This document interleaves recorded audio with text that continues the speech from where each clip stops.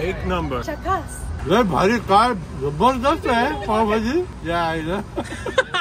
मित्रांनो, आजचा व्हिडिओ लांब आहे कारण आपण मारणार आहोत निवांत गप्पा सागर भाऊंसोबत. चला तर विचारूयात त्यांना कसा करायचा पावभाजीचा धंदा अमेरिकेमध्ये. नमस्कार मित्रांनो, मी अमेरिकन भाऊ आणि आजच्या व्हिडिओमध्ये आपण आहोत ऑस्टिन डाउनटाउन मध्ये सागर भाऊंसोबत 1525 बार्टन स्प्रिंग रोडवर यांच्या पावभाजी एक्सप्रेस नावाच्या फूड ट्रकवर. Welcome to pav bhaji express. तर सागर भाऊ, महाराष्ट्रातून कुठून? मी फुलवाडी म्हणून सिटी आहे सोलापूरमध्ये, तिथे ग्रो अप झालं. माझं स्कूल तिथे झालं. पुण्यामध्ये माझं ज्युनियर कॉलेज झालं. नोमोवीला होतो मी 11-12 आणि माझी डिग्री हॉटेल मॅनेजमेंटची मी लोणावळ्यामधून सिंहगड कॉलेजमधून घेतली. तर टिपिकली आणि माझे फॅमिली बिझनेस रेस्टॉरंट लाईन आहे. अमेरिकेत केव्हा आले आणि कसे आले? मी 2015मध्ये आलो अमेरिकेमध्ये आणि मी जेवन विजा म्हणून असतो. मी हॉटेल मॅनेजमेंट केल्यानंतर मी ITCमध्ये जॉब करत होतो आणि मग मी आउट ऑफ कंट्री कुठेतरी बघत होतो की बाहेर जाऊन मग मी टिपिकल ट्रॅडिशनल फॅमिली बिझनेसपेक्षा काहीतरी करायचं असं डोक्यात होतं माझ्या पहिल्यापासून. तर बोललो की यार बाहेर कुठेतरी आपण आता म्हणजे दिस इज द परफेक्ट टाइम की एक्सपिरियन्स घेण्यासाठी, बाहेर एक्सप्लोर करण्यासाठी. तर मग 2015मध्ये मी अप्लाय केलं जॉबसाठी डिफरंट सगळीकडे. मग मला इथे स्टॅनफोर्ड पार्क हॉटेल आहे मेनलो पार्कमध्ये, पालो अल्टोमध्ये, बे एरियामध्ये, कॅलिफोर्नियामध्ये. तर तिथे मला जॉबसाठी तिथे माझं अप्रूव्ह झालं जॉबसाठी. तिथे मी ऑलमोस्ट 2 इयर जॉब केला. त्यानंतर बऱ्याचशा कंपनीसाठी जॉब केला मी. आता आपण 2-3 वर्षापासून मी माझं स्वतःचं रेस्टॉरंट रॉयल इंडिया बिस्ट्रो लुझियानामध्ये आहे. अलेक्झांड्रिया म्हणून सिटी आहे तिथे. This is the first Indian restaurant in central Louisiana in around 100 miles. And it's very huge success. We are running that restaurant from last 3 years, and we have one more restaurant in Bay St. Louis, in Mississippi. That's also very huge successful business. We are also that one we are running from last 2 years. मित्रांनो, तुम्हाला माहिती आहे American भाऊंना अशी मराठी मंडळी फार आवडते जे अमेरिकेत काहीतरी वेगळं करतात. आणि आपले सागर भाऊ याचं ज्वलंत उदाहरण आहे की मराठी माणूस, आपला महाराष्ट्रीयन माणूस अमेरिकेत येऊन असा वेगळा काहीतरी फूडचा बिझनेस करतोय. आपण सगळ्यात पहिले सुरुवात करूयात वडापावने. वडापाव ट्राय करतो नक्की. तो आपला क्लासिक हा शेजवान वडापाव आहे. You can try. Like typically Indo Chinese sauce आणि शेजवान आम्ही इथेच बनवतो. You can try boss. Like typical बाजू पार्कवाला वडापाव आहे. ऑथेंटिक वडापाव जसं सचिन तेंडुलकर एक्सप्लेन करतात त्या टाईपमध्ये. Thank you. This is a velvet pav bhaji. ती पण आमचं स्वतःचं इनोव्हेशन आहे. ते आम्ही बीटरूट आणि ऑल रेड व्हेजिटेबल पासून बनवतो. हेल्दी. आणि त्यानंतर तुम्ही हे चेक करू शकता, अमूल चीज पावभाजी आहे. तुम्हाला एकंदरीत अमेरिका हा देश कसा वाटतो? आता तुम्ही 2015 पासून म्हटले, करेक्ट? म्हणजे 9 वर्ष झाले. तर अमेरिकेबद्दल तुम्हाला काय वाटतं? आणि अमेरिका अशी कंट्री की ते कोणी पण कोणत्याही बॅकग्राऊंडमधून, कोणत्याही कंट्रीमधून तुम्ही आला असाल, इथे तुम्ही specially business boss, you can make it happen anything. People very supportive for business. सगळेजण एवढे छान आहेत की तुम्हाला सगळेजण सपोर्ट करतील, ते एक्सायटेड असतील. आता मी टिपिकली मुंबई स्टाईल घेऊन आलोय, पण मला माझे इथले लोकल ऑस्टिनचे लोक एवढे सपोर्टिव्ह आहेत. तुम्ही आमच्या गुगल अकाउंटवर जाऊन बघा, तुम्हाला दिसेल तिथे आमच्या कमेंट वगैरे, आमच्या रिव्ह्यूजवर दिसेल तुम्हाला की लोकल पण किती एक्सायटेड असतात की एखाद्या रिजनल क्युझिनबद्दल. तर that's the beauty of America. लोक खूप इन्क्लुसिव्ह आहेत आणि त्यांना आवडतं नवीन गोष्टी, नवीन कल्चर एक्सप्लोर करायला. आणि म्हणजे खरी गोष्ट आहे मित्रांनो, सागर भाऊ जे म्हणताय ना, अमेरिकन लोक आणि अमेरिकन कल्चर एवढं ओपन आणि एवढं वेलकमिंग आहे. तो असा कष्टाळू होतकरू माणूस असतो जो असा कष्ट करून इथे स्वतःचं उभं करतो, त्याला अमेरिकन लोक पूर्ण त्यांचे एक्सेप्ट करतात. आणि 100% तुम्हाला बेस्ट एक्झाम्पल देईल. माझं restaurant royal India bistro, first Indian restaurant. फक्त 30 फॅमिलीज टाउनमध्ये होते त्या. पण फर्स्ट डेला आमच्या ऑलमोस्ट नाही तरी 150 लोक शो अप केले. बाहेर वेटिंग होती 30-40 लोकांची. तर लोक म्हणजे अमेरिकन सोल बोलतात ना, दॅट्स व्हेरी जे म्हणजे तुम्ही कॉन्शियसली करताय कोणती गोष्ट आणि नाईस रिस्पॉन्सिबली करताय तर they love it. They gonna come and try, they gonna give the huge response. आत्ता सध्या पण मला रॉयल इंडिया बिस्ट्रोला ऑलमोस्ट 70-80% लोकल क्लायंट आहे. इंडियन खूप कमी आहे तिथे, ॲक्च्युअल रेसिडेन्शियल लोक पण म्हणजे त्या टाईपचं तुम्ही एक्सपिरियन्स करू शकता. And that's very overwhelming. आता मी ट्राय करणार आहे दाबेली. ओके, दाबेली पण आपल्याला मित्रांनो माहिती आहे एकदम आपला ट्रॅडिशनल आयटम आहे. एका प्रकारचा इंडियन बर्गरच म्हणता येईल. Indian burger, small sandwich you can call it. आणि दाबेली आपली टिपिकल गुजराती रेसिपी आहे आपली. We didn't do any change in that traditional recipe. आणि एक असं त्या स्पून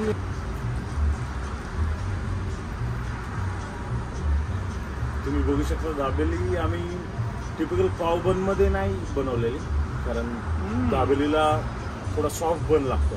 पण आमची जी रेसिपी आहे पावची ती थोडीशी सॉफ्ट नाही एवढी, तर त्यामुळे आम्ही ब्रिओश बन यूज करतो. वन ऑफ द बेस्ट बन भारी आहे मला फाइंड आउट होईल. यस. आणि तो दाबेलीचा मसाला परफेक्ट एकदम मुंबई स्टाईल. यस. त्याच्यामध्ये मस्त शेव आहे, कांदा आहे, थोडासा कच्चा कांदा आणि आपले शेंगदाणे एकदम एकदम भारी. वरती मस्त कोथिंबीरने गार्निश केलेलं आहे. डाळिंबाची पावडर पण आहे त्यामध्ये आतमध्ये. हो या त्याचा तो फ्लेवर येतोय मला एकदम थोडासा. आणि टॅमरिन चटणीचा मेन डॉमिनन्स आहे. आता मला सांगा, पावभाजीचा तुम्ही फूड ट्रक केला, पावभाजी का? म्हणजे आपल्या मराठी माणसाला तर म्हणजे पावभाजी एकदम यु नो ते, पण तुम्ही पावभाजीचा म्हणजे स्ट्रीट फूड, ते पण मुंबई स्ट्रीट फूड आणि पावभाजी, ती आयडिया कशी आली? आता मी ऑलरेडी 2 रेस्टॉरंट होते आपले, ते कंटिन्यू करत होतो मी. ऑलमोस्ट म्हणजे मोस्ट ऑफ द रेस्टॉरंट्स मी काम केलं सगळीकडे नॉन व्हेजिटेरियन होतं. पण मी ऑलमोस्ट लाईक 18 पासून थोडंसं योगा आणि त्या गोष्टी करायला लागलो. मग मला थोडीशी इम्पॉर्टन्स हे समजलं की व्हेजिटेरियन डाएटची. आणि मी एक्सपिरियन्स पण केला, कारण मी एव्हरीडे फूड इंडस्ट्रीमध्ये होतो.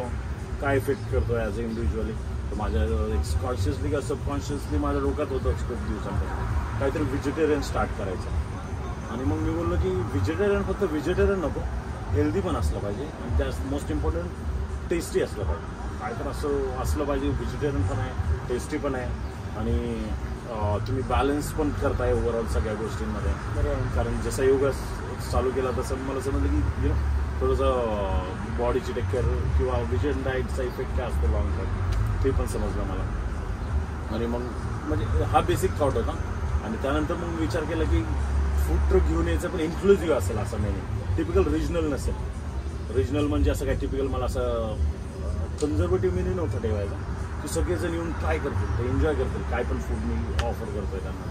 त्यामुळे असं मी मग बोललो की पावभाजी बेस्ट आहे, छान डिश पण आहे, बॅलन्स डिश पण आहे आणि सगळे लोकल US मधले लोक पण ट्राय करतील, कारण स्वीट बन आहे ते पण यूज टू आहे. टेक्सासमध्ये specially they love Texas bun and all stuff. तर मी म्हणजे हा कॉन्सेप्ट घेऊन आलो. मला पावभाजी आणि वडापाव स्टार्ट करूया. मस्त आहे. सँडविच पण आहे छान असं बर्गर टाईप, व्हेजिटेरियन बर्गर. आणि मग हा मेन बेसिक थॉट होता. आणि मग तसंच मग बोललो की आता हे करतो थोडंसं चाट पण ठेवूयात आणि बिर्याणीज पण. मग असं कमअप करत घेऊन आलो मी. थोडेसे हैदराबादी स्टाईल बिर्याणी पण ठेवली. तुम्ही चाटमध्ये पण बघसाल आलाडो व्हर्जन, मी अवोकॅडो जलमुरी थोडं बोललं की बेंगाली स्टाईल पण काहीतरी आलं पाहिजे. हा फ्युजन ठेवला की आता तुम्ही बघितलं दाबेली ही गुजराती स्टाईल दाबेली आहे. म्हणजे एकाच स्ट्रीटवर तुम्हाला एव्हरी सिंगल स्टेट एक्सप्लोअर करायला भेटेल. आणि आपल्या महाराष्ट्रातला पण मस्त ठेचा घेऊन आले. आमचा ॲक्च्युली रिअल सिक्रेट सॉस आहे.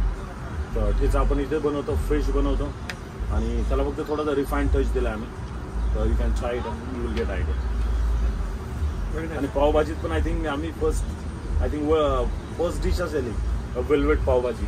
कोणत्याही मेन्यूमध्ये नाही, कुठेही तुम्ही चेकआउट करा अख्ख्या वर्ल्डमध्ये कुठल्याही मेन्यूमध्ये. हेल्दी ऑप्शन आणि हेल्दी ऑप्शन आहे. आणि सगळे रेड व्हेजिटेबल, बीटरूट, कॅरेट हे 2 मेन डॉमिनंट व्हेजिटेबल आहेत आणि पोटॅटो त्याला खाली बेस देतो. Nice, very nice. आता मला सांगा, मी आता थोडीशी वेलवेट ट्राय करतो. प्लीज ट्राय आणि you can check it out.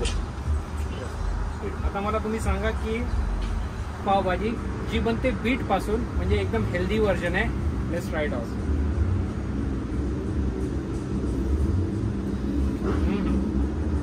Very nice. Nice. Thanks. त्या बीटची मस्त you can check it out. आम्ही बटर पण जास्त यूज करत नाही त्याला. बीटचं छान फ्लेवर आहे. क्रीमीनेस त्या बीटरूट पासूनच आहे. Very nice. आम्ही एक्स्ट्रा काही असं ऍड करत नाही त्याच्यामध्ये. मस्त. You can check it out. The colour nice एकदम natural colour. Very nice. Specially आम्ही पावभाजीला पण आम्ही बीटरूटच यूज करतो. आर्टिफिशियल कलर मोस्टली यूजच करत नाही. Very nice. Yes.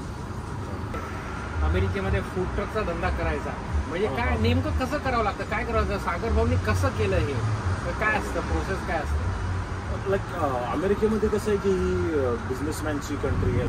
तुम्ही कोणताही बिझनेस करा, खूप इझी प्रोसेस असते आणि ऑल गव्हर्नमेंट ऑफिशियल पण एवढे सपोर्टिव्ह असतात की तुम्ही फक्त तुम्हाला एकच करायचं की त्या ऑफिसमध्ये जायचं आणि ते तुम्हाला सगळं सांगतील, सगळं एक्सप्लेन करतील. आणि स्पेशली ग्रोईंग सिटीमध्ये जर जाचाल तुम्ही तिथे तर एंटायर कम्युनिटी त्या साईडला जात असते.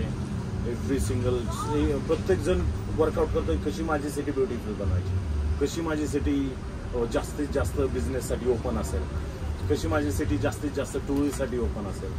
फूड ट्रक बिझनेससाठी तुम्हाला काय नाही, सिम्पल गोष्ट आहे. जास्त डॉक्युमेंट्स पण लागत नाही जसे तुम्हाला रेस्टॉरंटला लागतात.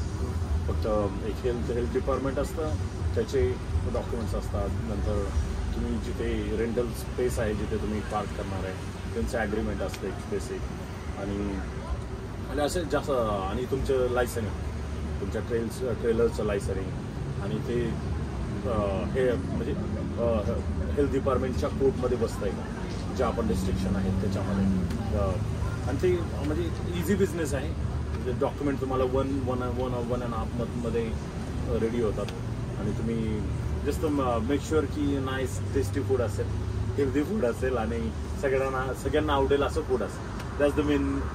बाकी एव्हरीथिंग वर्कआउट सगळेजण हेल्प करतात आणि सगळ्या गोष्टी जुळून आणायच्या बस. That's the main thing. या 2-3 गोष्टी आल्या की तुमचा बिझनेस चांगला फ्लरिश होतो. तुम्हाला मोस्टली तुम्हाला आणि सगळ्यात महत्त्वाची की सर्व्हिसची भावना. म्हणजे फूड ट्रकवर पण तुम्ही चांगलं रेस्टॉरंटसारखं फूड देऊ शकता, चांगलं मिशलिन स्टारसारखं पण फूड देऊ शकता. तुम्ही स्मॉल डिटेल वर्कआउट केलं की लोकांना समजेल. लाईक तुम्ही कोणतीही गोष्ट घ्या, आता हे पावभाजी तुम्ही सॅलेड पण बघा, तुमचं ते अलाईन असतं प्रत्येक गोष्टी. लाईक पाव पण बघा तुम्ही टोस्टेड असेल परफेक्ट आणि नाईस, म्हणजे सगळ्या गोष्टी छोट्या छोट्या गोष्टी. लाईक सिम्पल वडापाव पण बघा तुम्ही, नाईसली आम्ही चिली सॉस सगळ्या गोष्टी अशा नाईसली ऑर्गनाईज करतो. इव्हन तुम्ही पावच्या आतमध्ये पण बघितलं इथे तर नाईस मिंट चटणी असेल, टॅमरिन चटणी असेल, तिचा अप्लाय केलेला असेल. म्हणजे स्मॉल डिटेलिंगवर ध्यान लक्ष दिलं की it come out as a big result. म्हणजे थोडक्यात तुमचं म्हणणं आहे सागर भाऊ की बिझनेसची प्रोसेस हा पार्ट फारच सोपा करून ठेवला आहे या लोकांनी. फक्त तुम्ही फूडवर आणि तुमचं जे क्राफ्ट आहे त्याच्यावर तुम्ही फोकस करा. क्रिएटिव्हिटी आणि आर्ट आणि ओव्हरऑल तुमचं स्किल की कोणत्या म्हणजे कसं तुम्ही लाईक सिम्पल डिश पण कशी ब्युटिफुल बनवू शकता all the way through art बोला किंवा तुमचे टेस्ट, तुमचा एक्सपिरियन्स किंवा तुम्ही मसालेच आपलं इंडियनसाठी कसे की आपले मसाले दॅट्स द गेम. आता माझ्या पावभाजीचा मसाला पण माझी मम्मी बनवते इंडियामध्ये आणि तो मसाल्यापासून आम्ही पावभाजी बनवतो आणि दॅट्स द मेन सोल. आमच्या डिशची मेन सोलच मसाला आहे आणि तो आपला टिपिकल महाराष्ट्रीयन मसाला आहे. दॅट्स द ते आमचं सिक्रेट आहे, फॅमिली सिक्रेट आहे मसाला म्हणजे. कारण तेच मसाले आम्ही आमच्या घरच्या रेस्टॉरंटमध्ये यूज करतो. आपण जे म्हणतो मित्रांनो आईच्या हाताला जी चव आहे ती कुठेच नाही. तर सागर भाऊंनी त्या आईच्या हाताची चव डायरेक्ट इथं आणली ऑस्टिन मध्ये. राईट. माझ्या आईचीच कृपा म्हणायचं हे सगळं. तिचा खूप मोठा हात आहे सगळ्या याच्यामध्ये, माझ्या आई आणि वडिलांचा दोघांचा. कुकिंग हे तुम्ही कुठे शिकले? कुकिंग बद्दल आवड कशी झाली की माझे डॅडी, माझे पप्पा आणि मम्मी, माझी आई आणि वडील दोघे पण farmer. At the same time आमचा साईड बिझनेस रेस्टॉरंट. तर फूडशी टचमध्ये होतोच. म्हणजे घरी आता तुम्ही शेतकरी असाल तुम्हाला सगळं समजतं, गहू कसा, शुगर केन कशी असते, एक बेसिक नॉलेज असतं आणि तुमचा एक म्हणजे डीप सेन्स ऑफ फूडचं इंटरेस्ट तिथेच होतं असं मला वाटतं. कारण तुम्ही आता मी पण ॲज अ शेफ कुठल्या मार्केटमध्ये जातो तर मला व्हेजिटेबल लगेच समजतं की हे चांगलं आहे, हे कसं असेल, काय असेल, हे किती स्पायसी असेल. मी ट्राय करतो लगेच 2 मिनटात. तर ती मला त्या माझ्या शेतामध्ये सवय लागली त्या सगळ्या गोष्टी. म्हणजे हा डीप सेन्स ते माझ्या आय थिंक शेतामध्ये डेव्हलप झाला आणि त्यानंतर मी स्लो जसं माझ्या डॅडला पप्पांना हेल्प करायला लागलो रेस्टॉरंटमध्ये तिथे डेव्हलप झाला. आणि त्यानंतर मोस्टली फूड मी, कारण माझे पप्पा, आणि वन मोर थिंग, मी फूडी आहे लहानपणापासून का, कारण माझे पप्पा रेसलर होते, कोल्हापूरमध्ये होते, माझे आजोबा रेसलर होते, मी पण कुस्ती खेळायलो आहे प्रत्येक ठिकाणी. पुण्यामध्ये मी म्हणजे आता माझ्या पुणे युनिव्हर्सिटीसाठी 2 वेळा खेळलो मी 11-12 मध्ये असताना. आणि तुम्ही रेसलर असला की तुम्हाला ते एक ट्रॅडिशन आहे आपल्या इथे की रेसलर त्यांचं स्वतःचं फूड स्वतः बनवतात. ॲटलिस्ट थंडाई बोला किंवा दररोजचं जे लागेल ज्यूस माझ्या हाताने काढायचं, थंडाई बनवतो आपण ह्याच्यावर गाण्यावर बनवतो. हा आता मिक्सरनी बनवायचं नंतर, पण ते गाण्यावर पण माझ्या डॅडनी पप्पांनी मला शिकवलं ते सगळं. या 2-3 गोष्टी सबकॉन्शियसली टर्न केलं मला इथे. आणि मग ज्यावेळेस मी हॉटेल मॅनेजमेंट केलं त्यावेळेस समजलं की यार म्हणजे फूड इंडस्ट्री खूप वास्ट आहे आणि you can make it happen anything. Small thing पण तुम्ही वर्ल्डच्या समोर एक चांगल्या वेनी जर ठेवली तर खूप चांगल्या प्रकारे त्याचा रिझल्ट असतो. म्हणजे असं आलो मी लाईक परत समजलं की यार मॅकडॉनल्ड्स वगैरे स्मॉल रेस्टॉरंट्स होते, आता ते मोठ्या कंपनीज आहेत. ते आपलं कॉन्शियसली आपल्याला समजत नाही की कसं आहे. नाही तुमच्याकडे आर्ट असेल तर तुम्ही काय पण छान बनवू शकता आणि डीप नॉलेज कोणत्याही कलेबद्दल इट मेक्स बिग डिफरन्स. ते मनातून ती इच्छा पाहिजे, इच्छाशक्ती, त्याशिवाय ते शक्य नाही.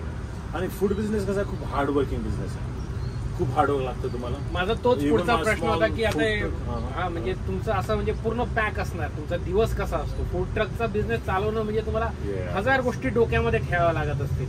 म्हणजे 1000 गोष्टी ठेवता आता मी, पण आता कसं झालं माझा आता एक्सपिरियन्स आलाय ओव्हरऑल 10-15 वर्षाचा, तर मी असं लय स्ट्रेस नाही घेत. आणि योगाने जास्त मला अजून चांगली हेल्प झाली की कसं, कारण माझा डे स्टार्ट होतो मॉर्निंग 7:30 or 8 वाजता आणि रात्री संपतो ऑलमोस्ट, कारण आपण क्लोज करतो विकेंडला रात्री 1 वाजता. म्हणजे आम्ही क्लिनिंग वगैरे करून निघतो इथून 2:30-3 वाजता निघतो आम्ही. आणि परत सकाळी 7:30-8 वाजता, कारण फूड ट्रकला स्टोरेज नसतं. That's the one more weak point of food truck business. तर मग तुम्हाला काय करावं लागतं, सकाळी उठावं लागतं, फ्रेश सगळ्या गोष्टी आणावं लागतात.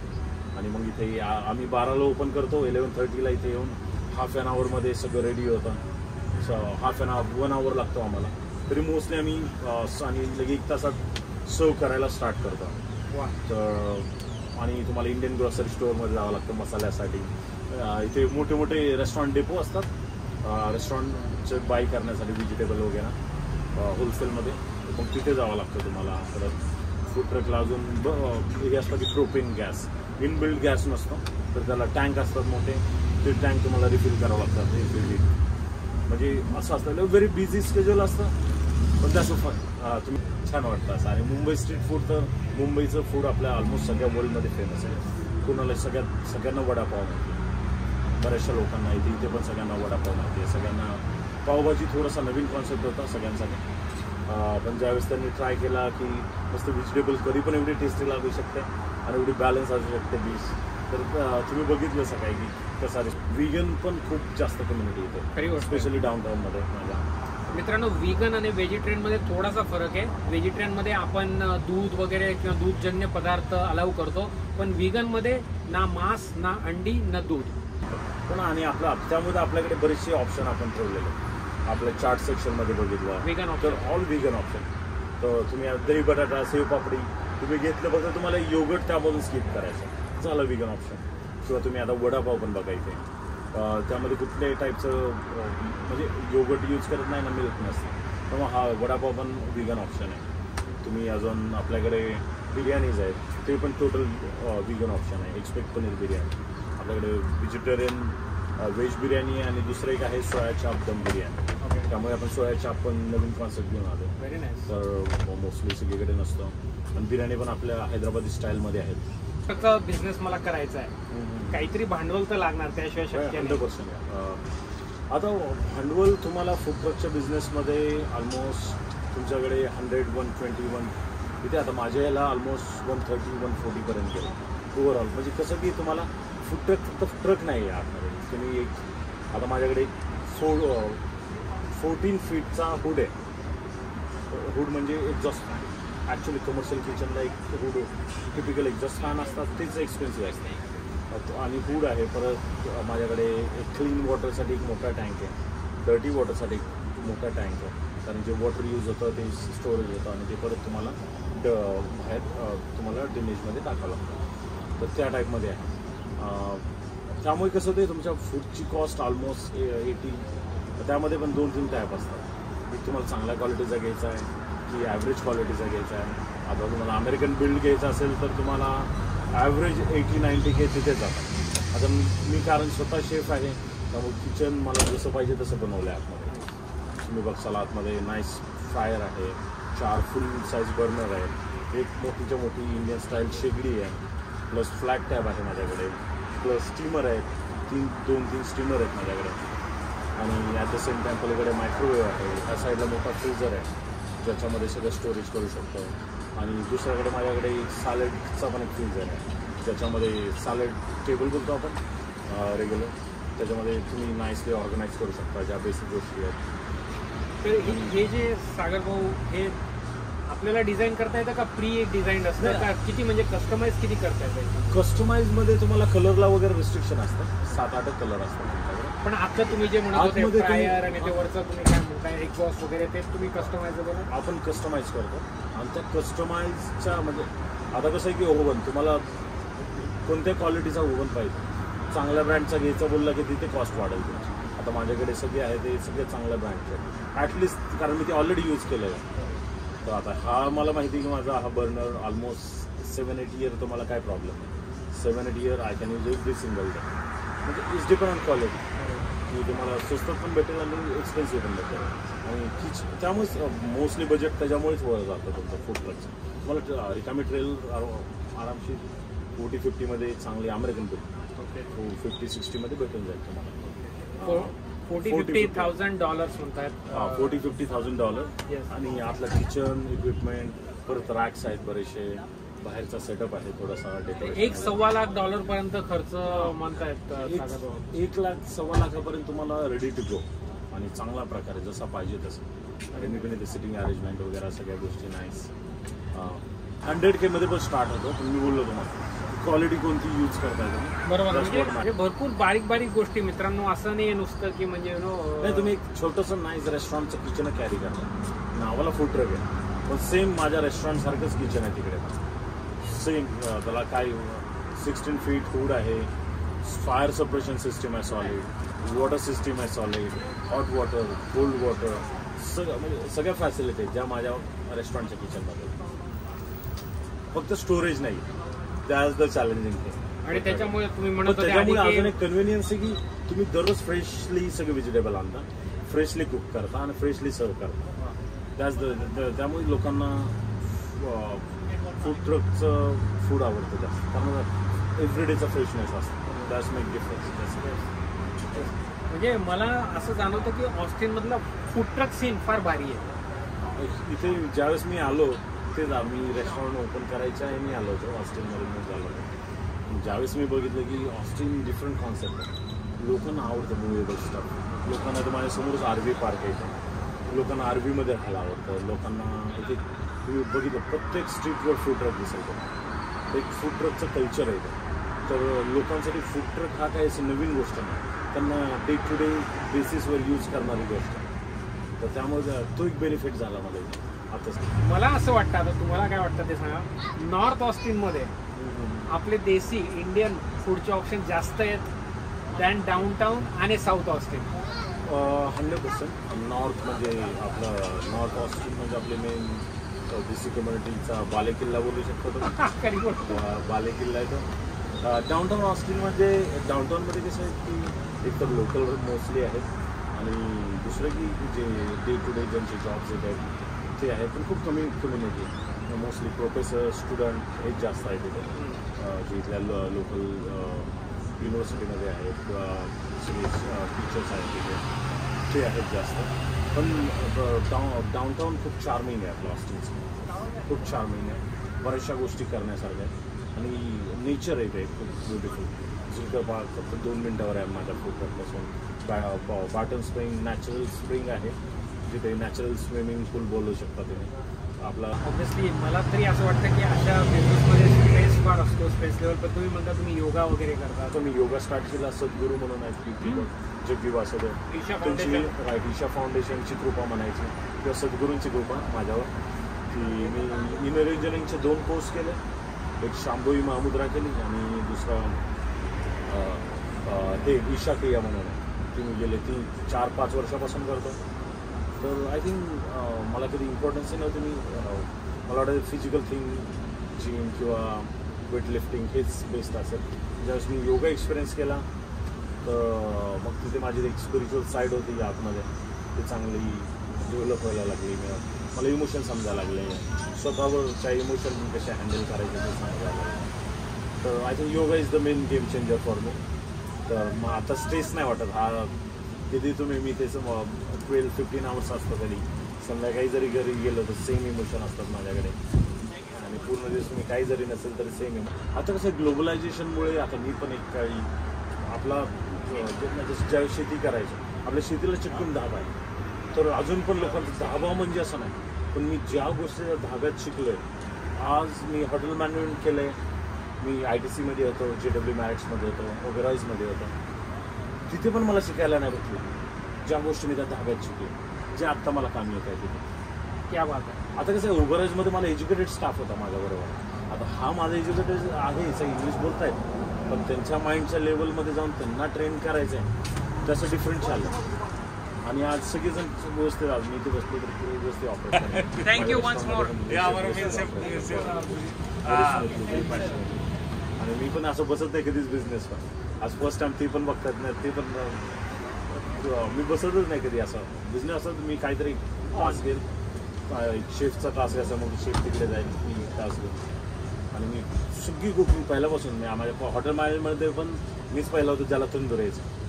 तंदूर रोटी बनवायची, मी रुमाली रोटी बनवायची, सगळे माझ्या घरच्या रेस्टॉरंट शिकलो. म्हणजे यू कॅन अंडर एस्टिमेट कोणताच बिझनेस जगात, कोणालाच अंडर एस्टिमेट करू शकत नाही असं बोलतोय. आता माझ्याकडे पण एक शेफ आहे, हे 4-5 शेफ आहे, त्यामधला एक शेफ आहे त्यांनी शेती केलेली. पण तो शेफ त्याला आज ट्रकला काही जरी झालं ना इलेक्ट्रिसिटीचं, त्याला माहिती आहे काय करायचं.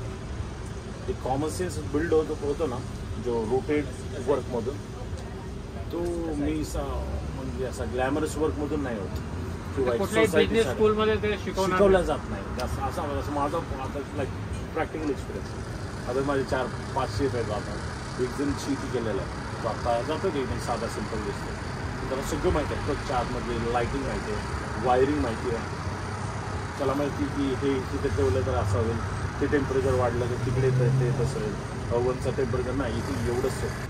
मला एक म्हणायचं होतं की आयुष्यात तुम्ही कुठेही काही शिकलेलं असतात तर ते वाया जात नाही, त्याचा कुठे ना कुठे फायदा होतोच.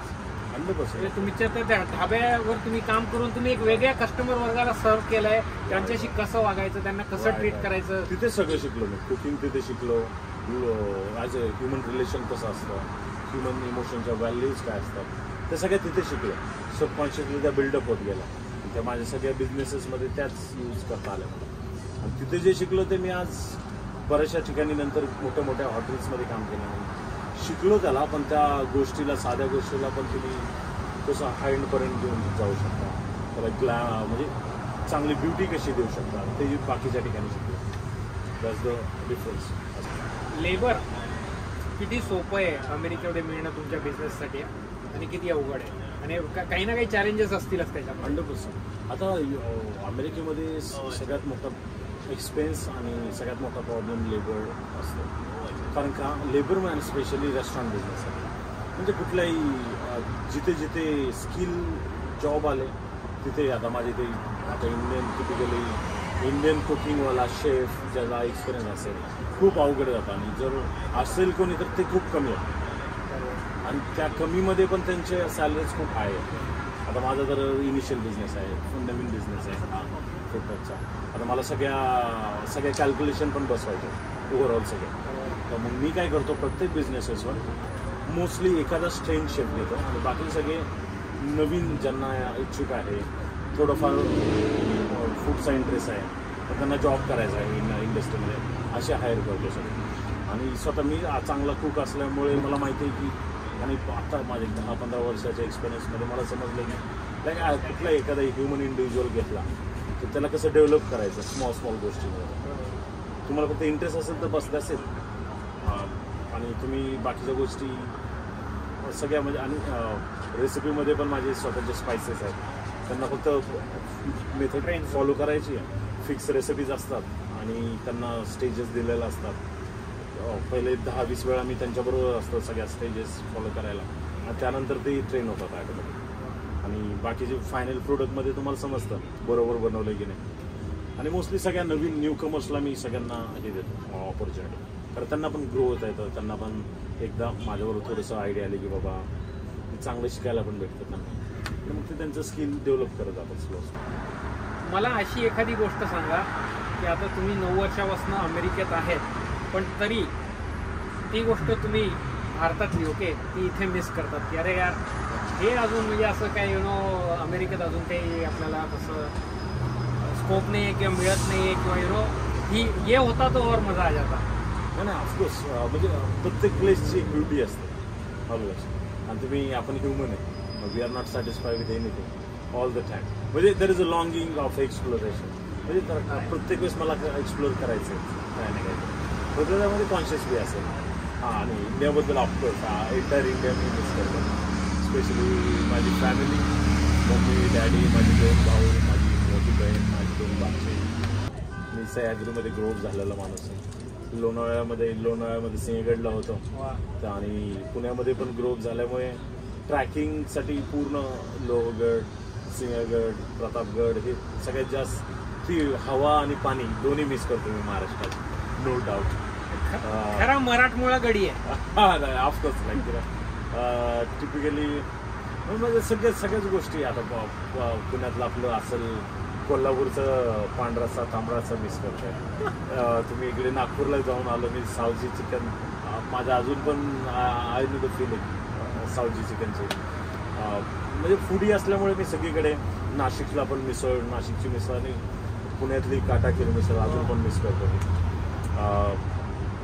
अजून मुंबईचा मशीद एरियाचे कबाब तुम्ही कोणतंही सांगा, किंवा हजी अली बसला तो ज्यूस, ऑलमोस्ट सगळे अशा मेमरीज आहेत माझ्यापाशी. त्यामुळे सगळ्या गोष्टी मिस करतो. आणि फूडशी रिलेटेड, नेचरशी रिलेटेड खवय्ये आहात तुम्ही. पण एकंदरीत म्हणजे असं बघणाऱ्याला कुठंतरी वाटू शकतं की अरे वा मस्त अमेरिकेत फूड ट्रक काढलाय आणि मस्त सागर भाऊ आता सेटल झाले, पण त्याच्या मागे भरपूर गणित आहे, भरपूर कष्ट आहे आणि भरपूर कॉम्पिटिशन पण आहे.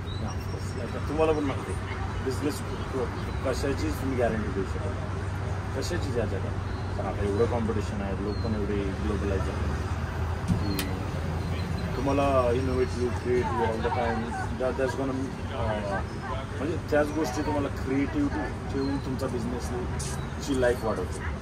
आणि तुम्ही आता मी बोललो की हा माझा ट्रकचा बिझनेस आता चालू झाला आहे, स्टाफ काही नाही, 1 वर्षाने तुम्ही कमी पण होता. काय माहिती तुम्हाला की बिझनेसचं कसं आहे की तुम्हाला एव्हरीडे चेकआउट करण्याचं की तुम्ही अप टू डेट आहेत का. किंवा आता माझी सपोज आला पावभाजी, काही दिवसांनी बोर होती पावभाजी, मला काहीतरी नवीनमध्ये आलं पाहिजे, काहीतरी नवीन घेऊन आलं पाहिजे, काहीतरी एखादं नवीन डेझर्ट टाकलं पाहिजे लोकांना.